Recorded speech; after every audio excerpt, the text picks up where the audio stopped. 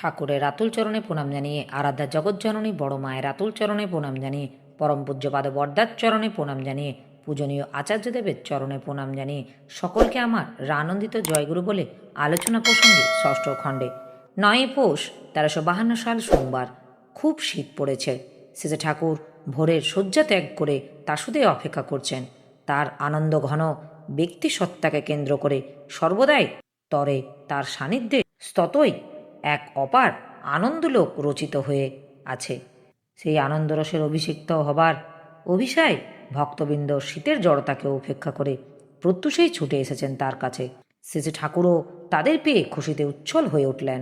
ধীরে ধীরে শুরু হলো মধুর আলাপন। শরৎ হালদার জিজ্ঞাসা করলেন, শাস্ত্রে বলে পুত্রার্থে ক্রিয়তে ভার্যা, তাহলে দাম্পত্য জীবনে যৌন উপভোগের স্থান কোথায়? শ্রী ঠাকুর, সুপ্রজননের সঙ্গে যৌন উপভোগের কোনো অসঙ্গতি নেই। আত্মসংযম না থাকলে উপভোগই হয় না। উপভোগ করতে গেলেই উপভোগ্য বস্তুতেও ঊর্ধ্বে থাকতে হবে। সুপ্রজনন যদি কাম্য হয় তাহলে স্ত্রীর চাহিদা ছাড়া সহবাস করা উচিত নয়। যেমন তেমনতর সহবাস স্ত্রীর কাছে প্রীতিকর হয় না, কারণ অনেক সময় তাদের শারীরিক চাহিদা থাকে না। একজনের কাছে প্রীতিকর না হলে তা কারোর পক্ষে উপভোগ্য হয় না, বলাৎকারের মতো হয়।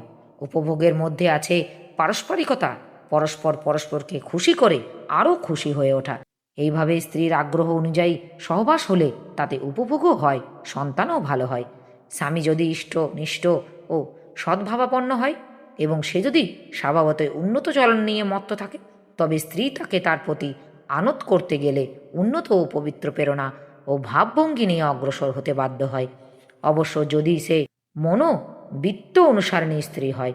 স্ত্রী যদি ওই সময় স্বামীর দেবভাবকে উদ্দীপিত করে তুলতে পারে, তাহলে দৈবী ভাবাপন্ন সন্তানের আগমনের সম্ভাবনা থাকে। আবার যারা সংযত ও উন্নত ভাবাপন্ন তারা স্বভাবতই বীর্যবান হয়ে ওঠে। এর ভিতর দিয়ে উভয়ই যে তৃপ্তি হয়। অসংযত ও দুর্বল যারা, তারা তার কল্পনাও করতে পারে না। কাম অভিভূত যারা, তারা কামকেই ঠিকভাবে পরিচালনা ও উপভোগ করবে কিভাবে? আর্য মতে তারা গার্হস্থ্য আশ্রমের প্রবেশের অনুপযুক্ত, কারণ গৃহস্থ হয়ে তারা সুসন্তানের জন্ম দিতে পারবে না, সুনিয়ন্ত্রিত দাম্পত্য জীবনও যাপন করতে পারবে না। এটা ঠিক জানবেন। মেয়ে মুখ কামুক পুরুষকে মেয়েরা কখনোই শ্রদ্ধার চোখে দেখে না, আর ওই অশ্রদ্ধা থেকেই নানা গোলমালের সূত্রপাত হয়। তাই পুরুষ ইষ্টনিষ্ঠ না হলে তাকে বিয়ে করবারই অধিকার হয় না। এইসব কথা সমাজে খুব ভালো করে ছড়ানো লাগে। শরদ্দা, এদিক দিয়ে তো লোকে ভাবে না। শ্রী ঠাকুর প্রবল আবেগের সঙ্গে বললেন, ভাবাইয়ে তোলা লাগবে। দেখছেন না যাত্রা দিন দিন কি হয়ে যাচ্ছে? যে দেশের ঘরে ঘরে দেবতার মতো মানুষ জন্মাতো, সেই দেশে মানুষ আর মেলে না। প্রবৃত্তির কাছে বেচে দিয়েছে নিজেদের। এই বাস্তব অবস্থার কথা এবং এর প্রতিকারের কথা যদি মানুষের কাছে বলেন, কেন তারা বুঝবে না?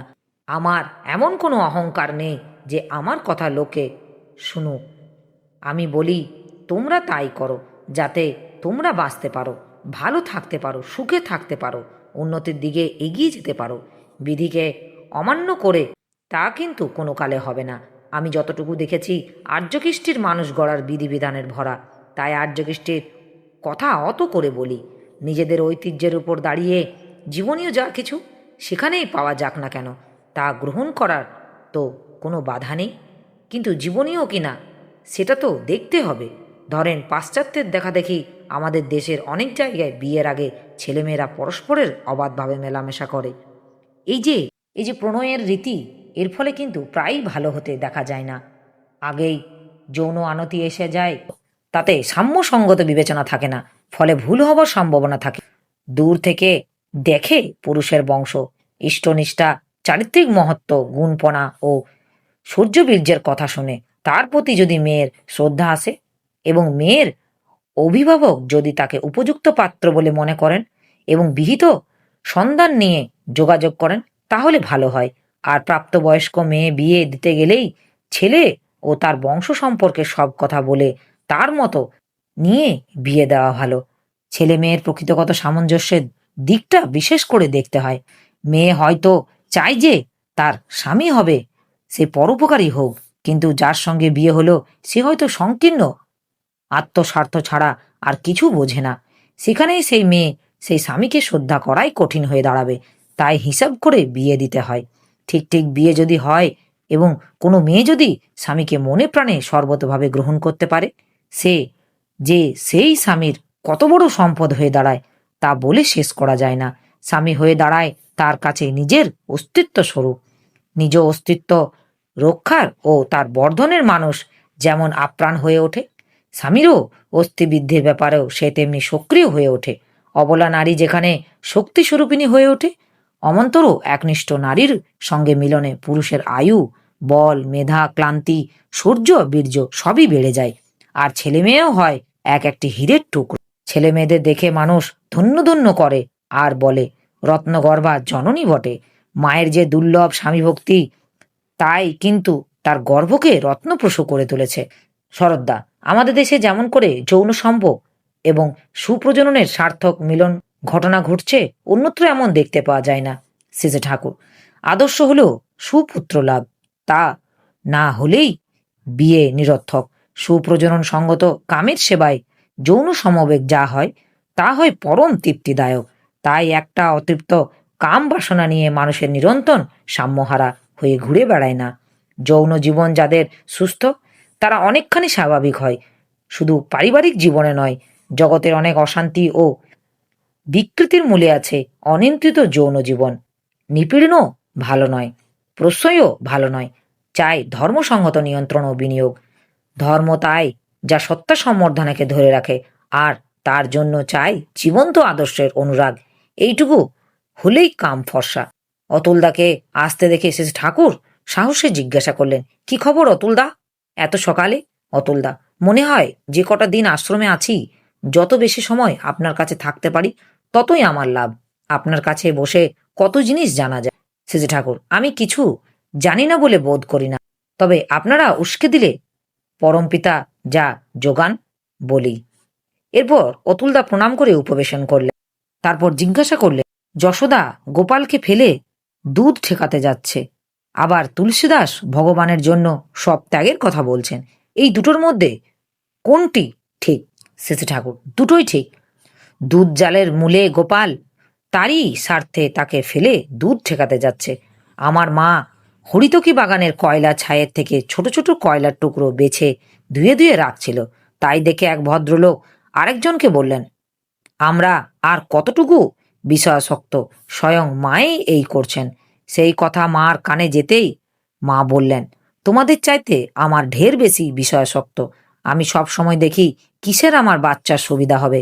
মা যেমন করে সন্তানের স্বার্থ দেখে, ভক্ত যদি তেমন করে ইষ্টের স্বার্থ দেখে, তাতে ভালো বই মন্দ হয় না। এ একদিককার কথা। আবার ফেলতে না পারলে মানুষ ধরতে পারে না, এ কথা ঠিক। আপনি সরকারি চাকরি করেন, এর চাইতে ভালো একটা চাকরির সুযোগ পেয়ে যদি আপনি তা ধরতে চান, তবে ওই চাকরিটা ছাড়তে হয়। ধরাটাই বড় কথা। বড় একটা কিছু ধরতে গিয়ে ছোট অনেক কিছু যদি ছেড়ে যায়, তার জন্য মানুষ দুঃখ করে না। মানুষ লাখো কামাবসানার পেছনে ছোটে, কিন্তু তাতে শান্তি পায় না। শেষটা যখন ইষ্টকে পেয়ে তাকে ভালোবাসতে শেখে, তখন ইষ্টস্বার্থ প্রতিষ্ঠায় কামনা ছাড়া আর কোনো কামনাকে আমল দেয় না, আর তাতেই পায় সে শান্তি। নিজের রকমারি খেয়াল চরিতার্থ করা এবং ইষ্টস্বার্থ প্রতিষ্ঠায় অনন্য মনা ও অনন্য কর্ম হওয়া, এই দুটো একসঙ্গে চলে না। ইষ্টস্বার্থ প্রতিষ্ঠার পরিপূরক করে নিতে পারে যেগুলিকে, সেগুলিকে সে হয়তো রাখতে পারে, অন্যগুলিকেও হয় তাকে উপেক্ষা করতে হবে, না হয় তাকে নিয়ন্ত্রণ করতে হবে, নইলে তারা অনর্থের সৃষ্টি করবে। কেবল ত্যাগের কথা বললেই মানুষের যেন হতবম্ব ও দিশেহারা হয়ে পড়ে, একটা শূন্যতা বোধ করে। তাই আমি বলি, যা কিছুরই ইষ্টার্থে নিয়ন্ত্রণ ও বিনিয়োগের কথা, ওতে মানুষ নৈরস্য পীড়িত হয় কম। বাস্তব অনুরাগ নিয়ে চললে মানুষের একটা অন্তভেদী অন্তদৃষ্টি ও তীব্র সক্রিয় অন্তরাস জন্মায়। নীতিমূলক রকমে চললে উল্টো হয়। গীতায় কি তো আছে, চিকর্ষু লোক সংগ্রম প্রফুল্ল সক্তা এবং কর্মণ্য বিধ্বস্যু যথা কুর্বন্তি ভারত, কুদার্য বিধ্বংস্ত তথা তথা শক্ত চিস কীর্ষু লোক সংগ্রম। শেষে ঠাকুর, তার মানে? প্রফুল্ল, কর্মফলে আসক্ত অজ্ঞানীরা যেভাবে কাজ করে, লোক সংগ্রহ ইচ্ছুক করে জ্ঞানীদের সেইভাবে কাজ করা উচিত। শ্রীজি ঠাকুর, আমি যাজন ও ইষ্ট প্রতিষ্ঠা বলতে যা বুঝি, লোক সংগ্রহ মানেই তাই। লোক সংগ্রহ মানে ইষ্টার্থে লোক সংগ্রহ। এতে নিজের ও পারিপার্শ্বিকের উভয়ের কল্যাণ। এই কাজে ব্রতী হলে যা থাকার তা থাকবে, যা ছাড়ার তা ছেড়ে যাবে। ছাড়ার জন্য ছাড়াবে কবি, ধরার জন্য ছাড়া বৈরাগী। অনুরাগ হলেই তার প্রতিকূল, যা তাতে বিরাগ হয়। অতুলদা, সৎসঙ্গ জগতের আমি দুগ্ধপোষ্য শিশু, কিছুই জানি না। সিজে ঠাকুর, দুগ্ধপোষ্য শিশু নয়, জীবনে যা করেছেন সব কামেই লাগবে, রূপ নেবে। ঠিকভাবে চললে কত কি করতে পারবেন তার ঠিক নেই। রিভারপুলে যা হয়েছিল তার থেকে বেশি হবে। পরমপিতার কাজে গর্জেয়মান সিংহ হয়ে দাঁড়ান। অতুলদা, ডক্টর মিত্র আমাকে বলেছিলেন আপনার যথেষ্ট যোগ্যতা আছে, সুযোগ পেলে আপনি ভালো করতে পারবেন। সেজে ঠাকুর, আপনি হয়তো অন্য কিছুর জন্য নির্দিষ্ট। রাজার বাচ্চা সেই রকম কাজ না পেলে বসেই থাকে হয়তো। এরপর শেষে ঠাকুর উঠে পড়লেন, সবাই বিদায় নিলেন। আমার এই আলোচনা প্রসঙ্গে কিছু ভুল ত্রুটি হয়ে থাকলে আপনারা আমায় ক্ষমা করবেন। উপস্থিত দাদা, ভাই, বোন, মায়েদের আমার আনন্দিত জয় গুরু।